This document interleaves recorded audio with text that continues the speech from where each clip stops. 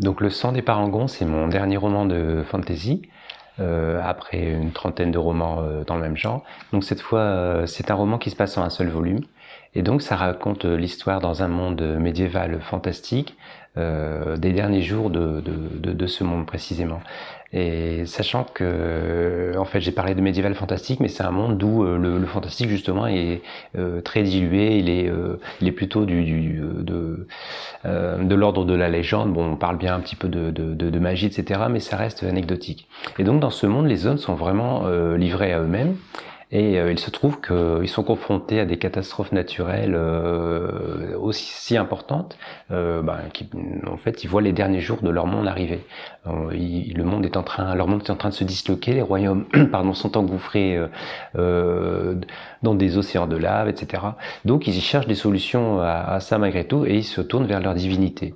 Et après avoir fait toutes les prières possibles, les sacrifices, les offices religieux imaginables, les hommes de ce monde imaginaire donc ont décidé d'envoyer des émissaires dans la montagne sacrée qui est universelle à cet univers où est censé se situer le palais des dieux, les dieux de toute l'humanité. Voilà. Et donc plusieurs délégations ont été envoyées dans cette montagne avec malheureusement à chaque fois aucun résultat puisque au mieux on n'a plus revu du tout ce qui était descendu et au pire la montagne a vomi leurs cadavres.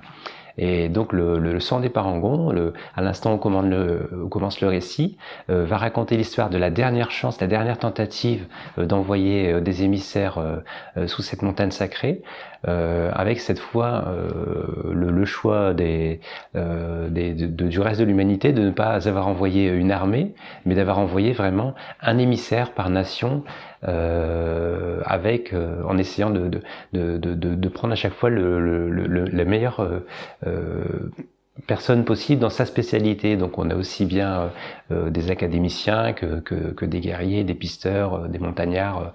Et ces personnes représentent donc la dernière chance de l'humanité, ce sont les parangons. Voilà. Et donc le récit commence à l'aube de leur descente dans cette montagne. Alors bien sûr, il y a une résonance dans le monde actuel, hein, même si a priori, moi je me définis plutôt comme un auteur de divertissement. J'ai jamais eu la prétention de rénover la littérature ou d'y laisser ma trace. J'ai beaucoup de plaisir à inventer des histoires que je raconte. Voilà, mais ce qui ne m'empêche pas d'y faire passer mes propres idées et quelques messages, même si c'est pas le fondement. Donc là, on est évidemment dans un plaidoyer léger pour la cause de l'environnement, puisque ce monde qui part en destruction fait évidemment écho à ce qu'on vit actuellement. Et j'y suis personnellement sensible, puisqu'on voit les choses évoluer autour de nous. Ce n'est pas quelque chose d'abstrait. Les changements climatiques, l'extinction des espèces, etc. C'est des choses que je constate dans mon petit jardin ici. Donc c'est vraiment quelque chose de marquant et j'étais content de l'exprimer à travers cette histoire de moi aussi faire le message, de tirer un petit peu la sonnette d'alarme là-dessus. Là, il n'est pas question d'environnement dans le sang des parangons, mais ça y fait écho, bien sûr. Alors des liens entre le sang des parangons et le secret des J, il y en a deux. En fait, il y a le côté religieux qui plane au-dessus des récits, puisque dans le secret de J et ses suites, donc j'aborde le thème justement de la divinité, etc. Bon. Je suis revenu donc pour le sang des parangons. Alors ce sont deux approches différentes. Ce que j'ai développé dans le secret de J ne se retrouve pas du tout dans le sang des parangons. Ce sont deux univers complètement différents, mais on retrouve ce point commun du sujet de la religion. Voilà, où chacun y trouvera ce qu'il veut y trouver. Moi, j'espère y trouver beaucoup d'humanisme. J'espère y faire passer beaucoup d'humanisme. C'était mon souhait.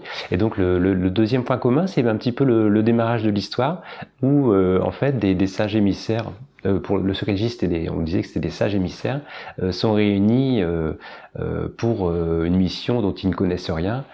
Et là, j'ai refait la même chose avec les parangons. Ils sont réunis, mais bon, là, ils savent très bien ce qu'ils sont venus faire ici. Ils sont censés vraiment trouver les dieux au fondamental sacré pour implorer leur secours.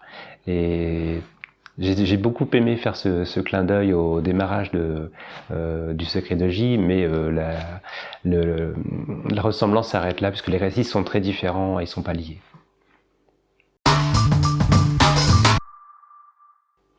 Alors un dernier mot pour le lecteur, j'aurais énormément de mots adressés à mes lecteurs. Déjà, merci du fond du cœur de m'avoir offert l'opportunité de vivre cette vie. Vous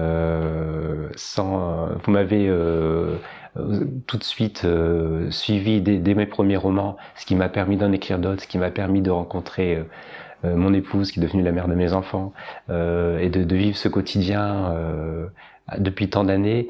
Vous nous avez permis de créer les éditions Octobre et ensuite de le vivre pendant 18 ans.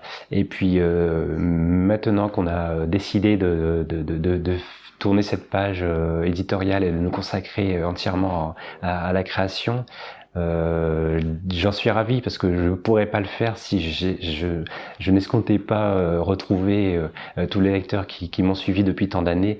Donc je vous dis merci pour le passé, merci pour le futur qui arrive, et puis j'espère que ce premier volume de ma nouvelle carrière, de nouveau point de ma carrière, vous plaira. Et je remercie, j'en profite pour les éditions Mnemos pour la confiance qui me démontre en acceptant ce texte après avoir été l'éditeur de mon premier texte, Six héritiers, de renouveler leur confiance.